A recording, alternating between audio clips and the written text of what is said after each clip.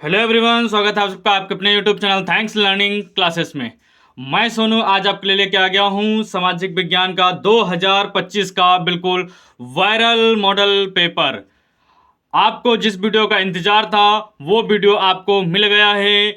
इस वीडियो में आप देखने वाले हैं जो 2025 में बोर्ड पेपर होने वाला है। बिल्कुल यहीं से प्रश्न, ऐसे ही प्रश्न आपको 2025 बोर्ड पेपर में मिलने वाले हैं। बिल्कुल यही पेपर 2025 में छपने वाला है, बिल्कुल वायरल है। इसको जरूर से पूरा तैयार करें। सेम टू सेम पूरे प्रश्न रखे मिलेंगे आपको बोर्ड पेपर में। अगर ये वीडियो आप पूरा देख लेते हैं तो 70 में 70 आपके तैयार हो जाएंगे।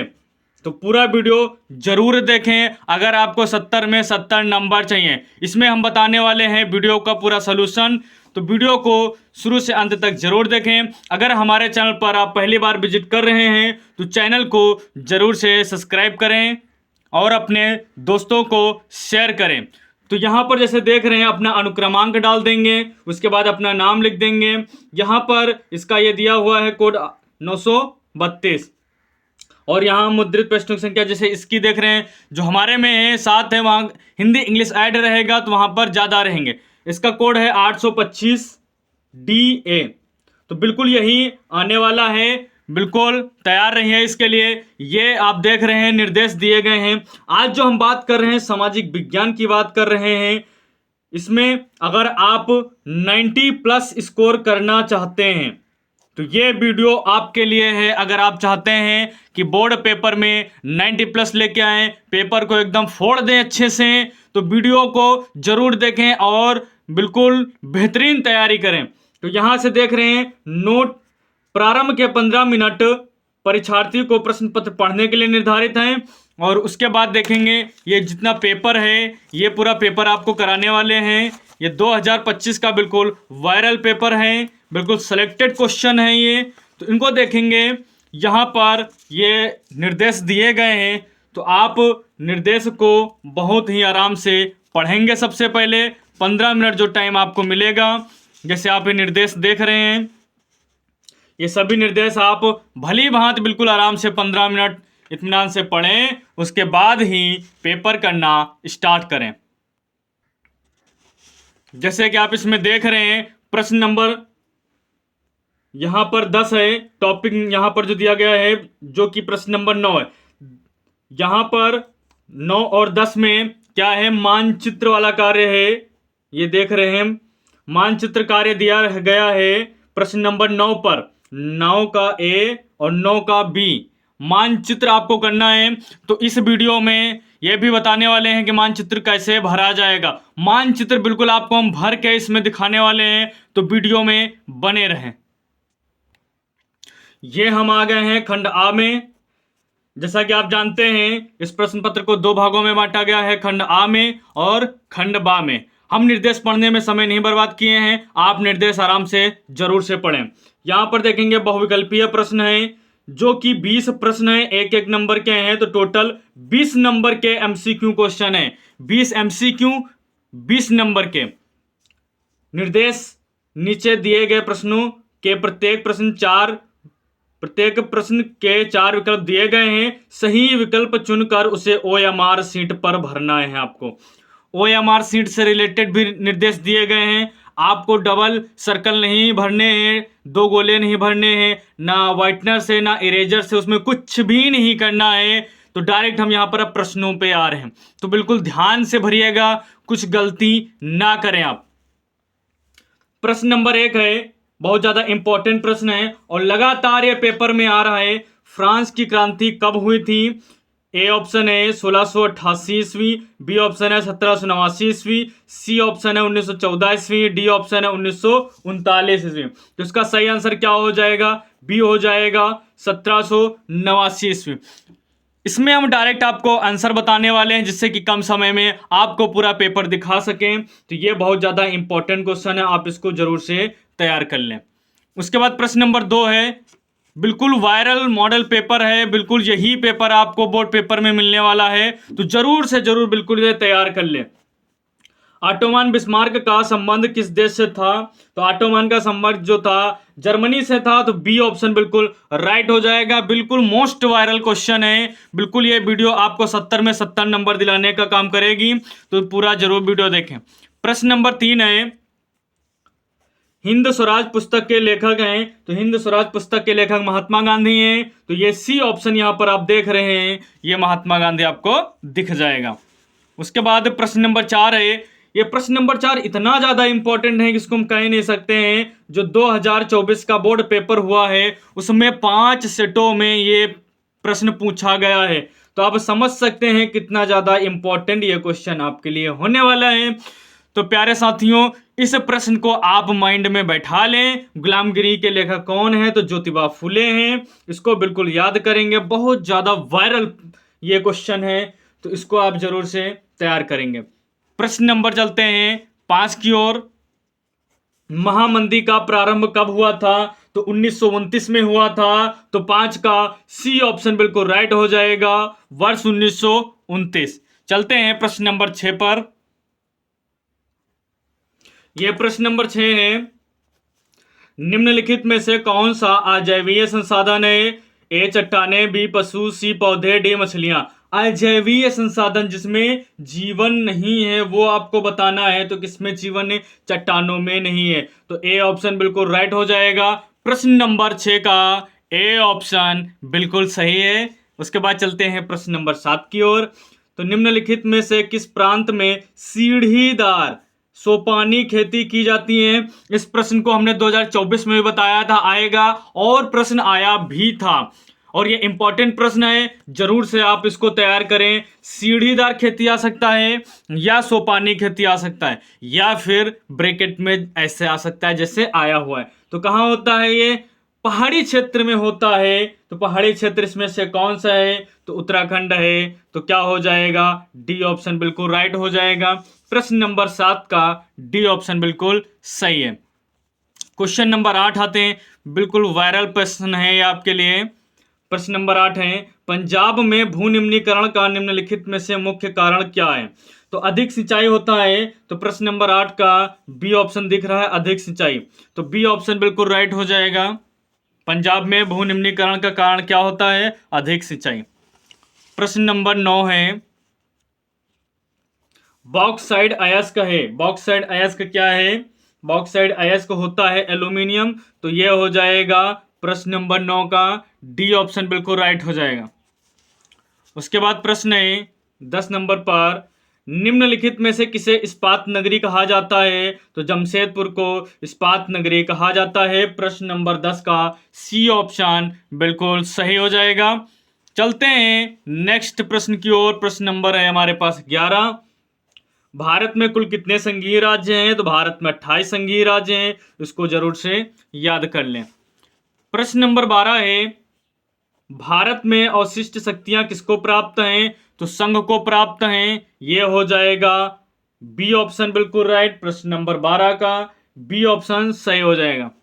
आते हैं नेक्स्ट क्वेश्चन की ओर। प्रश्न नंबर 13 है, भारत में पंचायती राज की स्थापना कब हुई थी?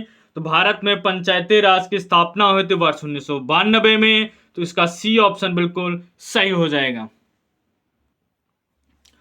प्रश्न नंबर 14 है, भारत में महिलाओं के लिए आरक्षण की व्यवस्था है, तो कहाँ इनकी व्यवस्था है? पंचायती राज संस्थाएं, पंचायती राज की संस्थाएं, यानी कि डी ऑप्शन जो है सही हो जाएगा।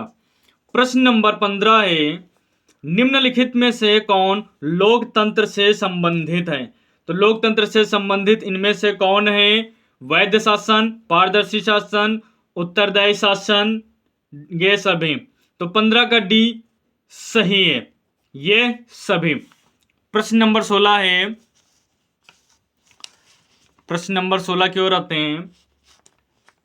ये रहा हमारा प्रश्न नंबर 16।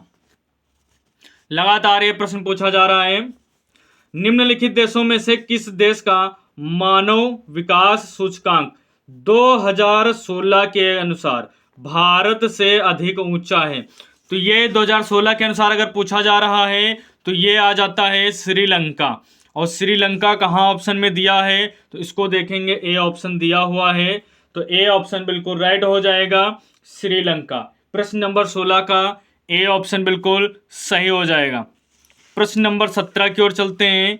ये है प्रश्न नंबर 17, बिल्कुल सेलेक्टेड क्वेश्चन है, वायरल क्वेश्चन है। अगर आप 70 में 70 नंबर लाना चाहते हैं तो ये सभी आप जरूर से तैयार करेंगे। प्रश्न नंबर 17 है, निम्न में से किसको कृषि क्षेत्रक कहा जाता है? कृषि क्षेत्रक कहते हैं। तो प्रश्न नंबर 17 का ए हो जाएगा, प्राथमिक क्षेत्रक के अंतर्गत आता है। तो ए ऑप्शन बिल्कुल सही हो जाएगा, प्राथमिक क्षेत्रक। प्रश्न नंबर 18 है,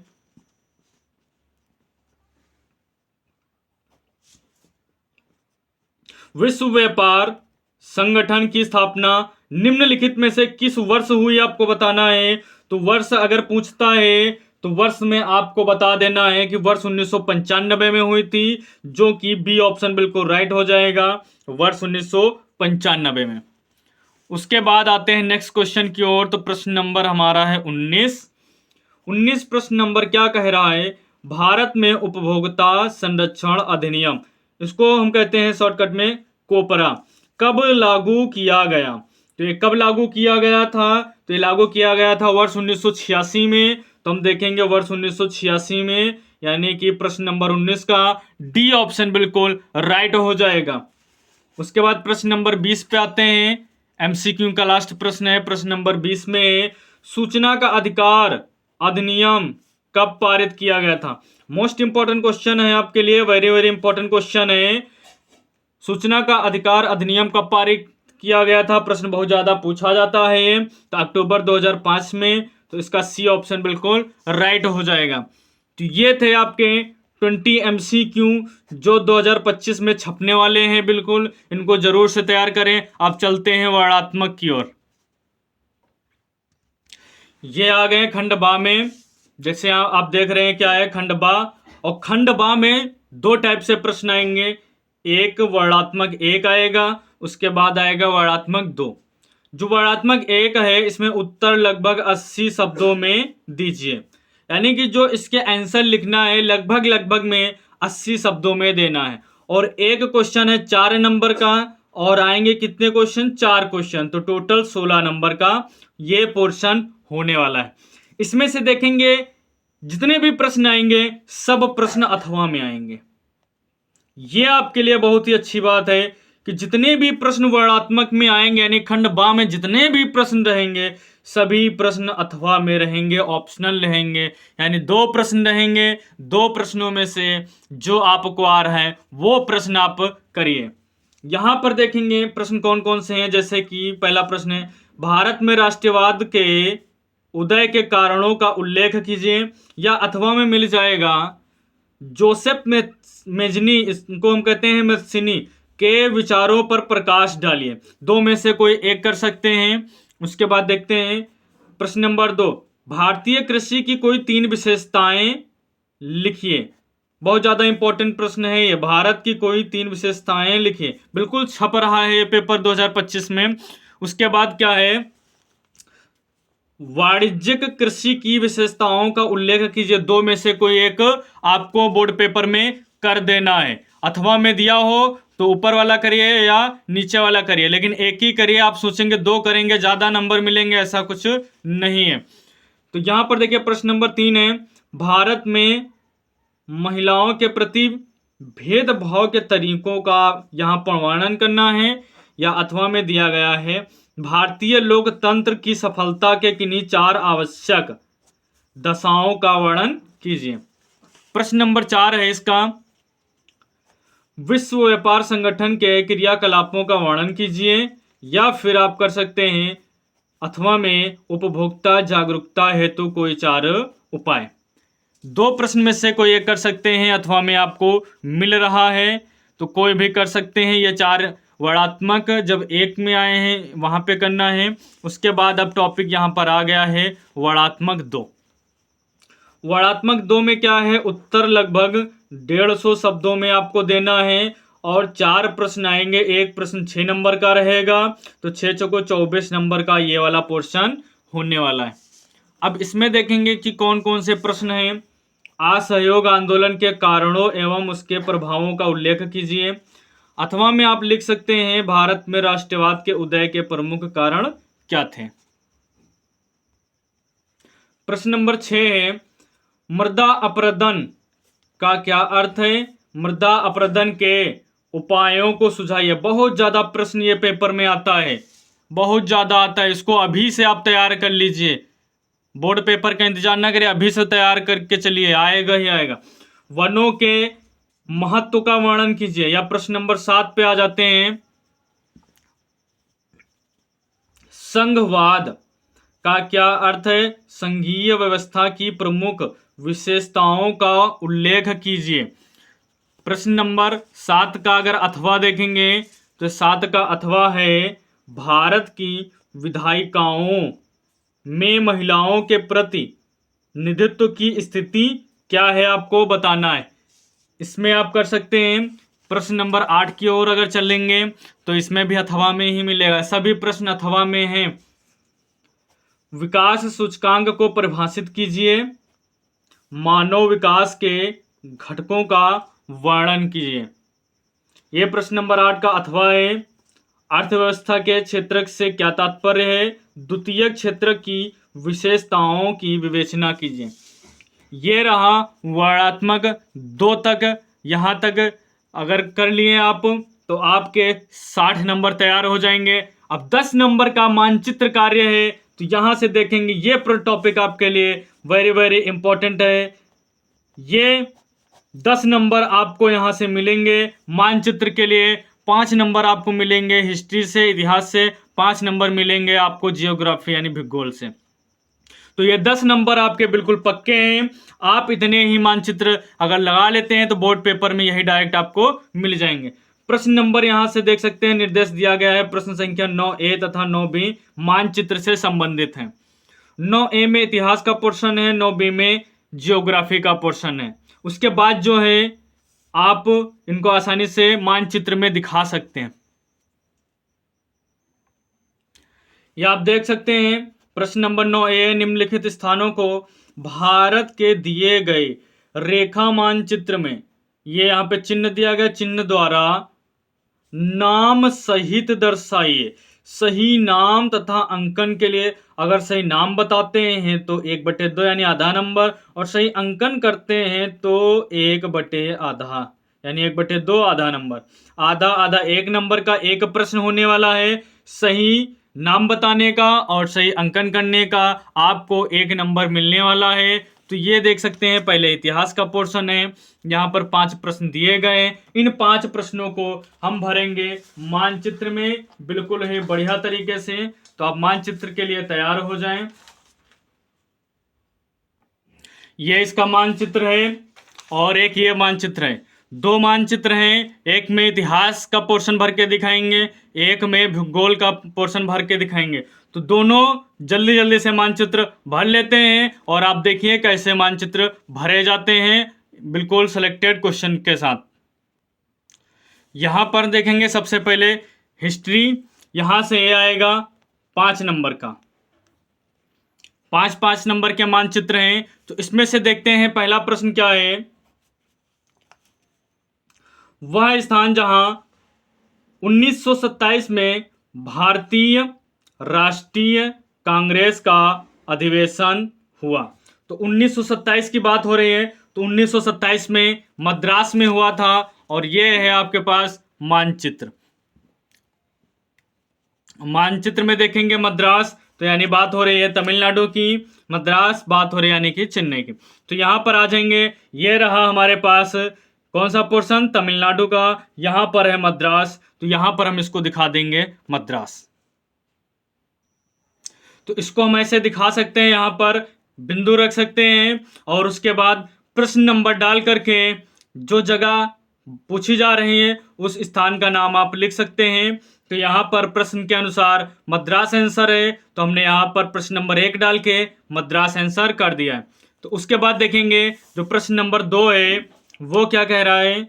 वह स्थान जहां महात्मा गांधी ने नमक कानून भंग किया था, तो दांडी में भंग किया था। दांडी कहाँ है, गुजरात में है। और मानचित्र में गुजरात कहाँ है, ये रहा हमारे पास गुजरात। तो इसमें हम दिखा देंगे प्रश्न नंबर 2 का आंसर। ये हमने यहाँ पे लिख लिया दांडी गुजरात। बिंदु रख के लाइन खींच के आप लिख सकते हैं या फिर यहां पर भी लिख सकते हैं। तो प्रश्न नंबर 2 का आंसर क्या हो जाएगा? दांडी गुजरात। चलते हैं तीसरे क्वेश्चन की ओर। तीसरा प्रश्न क्या है? बहुत ज्यादा इंपॉर्टेंट है, बार बार पेपर में आते हैं। तो वह जनपद जहां जलियांवाला बाग की घटना घटी तो कहाँ घटी थी? प्रश्न नंबर 3 का देखेंगे तो चौरी चौरा में घटी थी। कहाँ है ये? गोरखपुर में। और गोरखपुर कहाँ है? उत्तर प्रदेश में है। तो ये देखेंगे हम यहाँ पर मानचित्र, और मानचित्र में देखेंगे तो ये रहा हमारा उत्तर प्रदेश। अब इसमें हम इस स्थान को दिखा देंगे। ये हमने इसको यहाँ पर दिखा दिया, चौरी चौरा स्थान। आप पूरा आगे भी लिख सकते हैं, गोरखपुर उत्तर प्रदेश। तो हमने यहाँ पर प्रश्न नंबर 3 को भी कर लिया। अब देखते हैं प्रश्न नंबर 4 कौन सा है। तो ये आ गया प्रश्न नंबर 4। वह स्थान जहां महात्मा गांधी का किसान सत्याग्रह आंदोलन हुआ। आपको इसी प्रकार से आराम से भर लेना है, प्यार से, बिल्कुल जैसे हम भर रहे हैं। तो इसमें बताना है किसान सत्याग्रह आंदोलन के बारे में। तो खेड़ा गुजरात में हुआ था। तो गुजरात के पोर्शन में हम आ जाते हैं। ये आ गए हम मानचित्र में, और ये रहा हमारा गुजरात। तो इसमें हम दिखा देंगे खेड़ा गुजरात। तो प्रश्न नंबर 4 को भी यहां पर हमने दिखा दिया, खेड़ा गुजरात। अब प्रश्न नंबर 5 देखते हैं। प्रश्न नंबर 5 क्या है? वह स्थान जहां 1929 में भारतीय राष्ट्रीय कांग्रेस का अधिवेशन हुआ। यह अधिवेशन जरूर से आते हैं, बिल्कुल सीख लीजिए। बिल्कुल यही प्रश्न बोर्ड पेपर में छपे मिलेंगे। तो 1929 में भारतीय राष्ट्रीय कांग्रेस का अधिवेशन कहाँ हुआ था? लाहौर में हुआ था। तो ये है यहाँ पर लाहौर। इसको हम क्या करते हैं? नाम लिख लेते हैं यहाँ पर। ये यहाँ पर हमने कर लिया लाहौर। तो ये 5 प्रश्न थे मानचित्र से संबंधित इतिहास के पोर्शन में। तो इनको हमने मानचित्र में बहुत ही अच्छी तरीके से भर लिया है। अगर आप इतना कर लेते हैं तो 5 नंबर आपके बिल्कुल पक्के हैं। उसके बाद आप क्या करेंगे? उसके बाद आप यहाँ पर देखेंगे नाम लिखने के लिए जगह है। आप यहाँ नाम लिखेंगे, क्लास डाल देंगे, रोल नंबर डाल देंगे, टीचर यहाँ पे आपके सिग्नेचर कर देंगे। उसके बाद बहुत ही अच्छी तरीके से कॉपी के साथ इसको बांध देना है, तब सबमिट करना है। अभी हमारे पास और क्वेश्चन है भूगोल के, तो वो भी देखेंगे। तो यहाँ पर भूगोल का पोर्शन देख लेते हैं। प्रश्न नंबर 9-20 है। यहां से देख सकते हैं, दिए गए भारत के रेखा मानचित्र में निम्नलिखित स्थानों को दर्शाइए, जिसके लिए एक एक नंबर निर्धारित हैं। टोटल इसके लिए भी 5 अंक आपको मिलेंगे। इसमें सबसे पहला प्रश्न क्या है? दक्षिण भारत की एक नदी चिन्ह द्वारा नाम सहित। इसमें अब करना क्या होता है? जो यहाँ पर चिन्ह लिखा हुआ है, बोर्ड पेपर में कोई ना कोई चिन्ह बन के आएगा। चिन्ह जैसे ऐसे चिन्ह आ सकता है, कोई बन के आ गया चिन्ह, ठीक है। कोई इस टाइप से चिन्ह आ गया, कोई इस टाइप से चिन्ह आ गया। कहने का मतलब है वहां बोर्ड पेपर में कोई भी चिन्ह बन के आ जाएगा और कह दिया जाएगा चिन्ह द्वारा नाम से दर्शाइए। तो यहाँ पर हम डायरेक्ट आपको स्थान बताने वाले हैं। जो भी चिन्ह पूछा जाए आप उसको वहां पर रख दीजिएगा। तो 5 नंबर आपके बिल्कुल पक्के हैं। हम बता देते हैं कैसे रखना है और कैसे इसको भरना है। तो दक्षिण भारत की एक नदी पूछ रहा है, तो बहुत सी नदी होती हैं, आप कोई एक नदी अच्छे से दिखा सकते हैं जो भी आपको सरल लगे। तो सबसे अगर दक्षिणी नदी की बात करते हैं हम, तो कावेरी नदी आ जाती है, जो कि तमिलनाडु की साइड है। तो उसको हम यहाँ मानचित्र में दिखा देंगे। ले लेते हैं मानचित्र। ये रहा हमारे पास मानचित्र, और ये हम आ गए साउथ की ओर यानी दक्षिण की ओर। अब इसमें हम भर लेंगे नदी। ये हमने यहाँ पे लिख लिया है कावेरी नदी। तो ऐसे आप दिखा सकते हैं, बहुत सारी नदी हैं, आपको कोई एक दिखाना है। यहाँ तमिलनाडु से होकर जो नदी बहती है कावेरी नदी, उसको हमने यहाँ प्रश्न नंबर 1 पे दिखा दिया। अब प्रश्न नंबर देखते हैं, दूसरा है, उसको देखेंगे क्या है और कहाँ से भरना है। ये आ गया हमारे पास दूसरा प्रश्न। ये है भारत के पूर्वी तट पर स्थित एक बंदरगाह बंदरगाह यानी पतन की बात हो रही है। बंदरगाह चिन्ह द्वारा नाम सहित जो भी चिन्ह दिया गया है आप उस चिन्ह को बना सकते हैं। जैसे हमने इसको अभी भरा हुआ है, अगर कोई चिन्ह दिया होता तो हम यहाँ पे चिन्ह को बना देते। बस यही करना था और कुछ नहीं करना है। तो इसमें कोई एक बंदरगाह दिखा देंगे। बहुत से बंदरगाह हैं, लेकिन जो पारादीप बंदरगाह है उड़ीसा में बहुत ज़्यादा प्रसिद्ध है, इसीलिए हम उसी को यहाँ पर ले लेते हैं। ये आ गए हम मानचित्र में और इसमें हम भर लेंगे पारादीप बंदरगाह। ये यहाँ पर हमने लिख लिया है प्रश्न नंबर 2 का आंसर पारादीप उड़ीसा। यह एक बंदरगाह है जिसको हम पतन भी कहते हैं। तो बहुत से हैं, आपको एक दिखा सकते हैं। जो भी चिन्ह दिया गया हो आप वो उस चिन्ह को यहाँ पर बना दीजिएगा। चलते हैं, देखते हैं इसका तीसरा प्रश्न क्या है। इसका तीसरा प्रश्न है काली मृदा का एक क्षेत्र चिन्ह द्वारा नाम सहित। 1 नंबर के लिए है। तो इसमें काली मृदा का कोई भी क्षेत्र दिखा देना। महाराष्ट्र है, गुजरात है, तो कहीं पर भी आप दिखा सकते हैं। तो इसको हम दिखाएंगे गुजरात में। ये आ गए हम गुजरात में, इसमें हम दिखा देंगे काली मृदा का क्षेत्र। ये हमने इसको दिखा दिया काली मृदा का क्षेत्र गुजरात। जो भी साइन दिया गया हो वो साइन आप यहाँ पे बना दीजिएगा। तो ये क्या हो जाएगा, गुजरात हो जाएगा। तीसरा बिल्कुल राइट आंसर हो जाएगा। ये क्या, गुजरात तीसरे प्रश्न का आंसर कह सकते हैं आप। उसके बाद यहां पर देखेंगे जो चौथे नंबर पे क्वेश्चन दिया गया है, कोई एक चाय उत्पादक क्षेत्र चिन्ह द्वारा नाम सहित। यहाँ पर कुछ पत्ती पेड़ पौधे टाइप के बन के आ जाते हैं, तो उन्हीं को आपको बना देना। कोई एक चाय उत्पादक क्षेत्र चिन्ह द्वारा नाम सहित। असम भी है, दार्जिलिंग जो कि पश्चिम बंगाल है, दार्जिलिंग की पहाड़ियाँ, तो कोई भी आप दिखा सकते हैं। दार्जिलिंग दिखा दें चाहे तो असम दिखा दें, हम यहाँ पर सीधे असम ही दिखा देते हैं। ये हमने प्रश्न नंबर चौथे का आंसर लिख लिया है असम। इसको मानचित्र पे दिखा दिए हैं, आप असम भी लिख सकते हैं या जो दार्जिलिंग की पहाड़ियाँ यहाँ पर हैं उनको आप दिखा सकते हैं। चलते हैं लास्ट प्रश्न की ओर। प्रश्न नंबर 5, नर्मदा नदी पर बना बांध चिन्ह द्वारा नाम सहित। तो नर्मदा नदी जैसे आप जानते हैं गुजरात साइड में है और उस पर सरोवर बांध बना हुआ है, तो हम उसको दिखा देते हैं यहाँ पर सरोवर बांध। तो आप इसको यहाँ पर दिखा सकते हैं सरदार सरोवर बांध। अगर पूछ ले नर्मदा नदी पर बना बांध तो आप इसको दिखा सकते हैं। आपको कोई और याद है तो उसको भी आप लिख सकते हैं। तो ये जियोग्राफी का मानचित्र है। इसमें हमने 5 जो प्रश्न दिए थे उनको भर के दिखा दिए हैं। तो आप इसको तैयार कर सकते हैं। वीडियो कैसा लगा आप कमेंट करके ज़रूर बताएं। ऐसे ही आपके लिए हेल्पफुल वीडियो लेके आते रहेंगे। अगर आप भी कक्षा 10 में बोर्ड पेपर की तैयारी कर रहे हैं तो हमारे चैनल से जुड़ के ज़रूर से तैयारी करें। प्लेलिस्ट एक बार ज़रूर से चेक करें, वहाँ पर आपके लिए बहुत से वीडियो पड़े हुए हैं, तो उनको ज़रूर से वॉच करें। और एक बार कमेंट में अपना जो है उत्तर ज़रूर बताएं कि ये वीडियो आपको कैसा लगा। तो मिलते हैं फिर नेक्स्ट क्लास में, तब तक के लिए टाटा बाय बाय, जय हिंद जय भारत।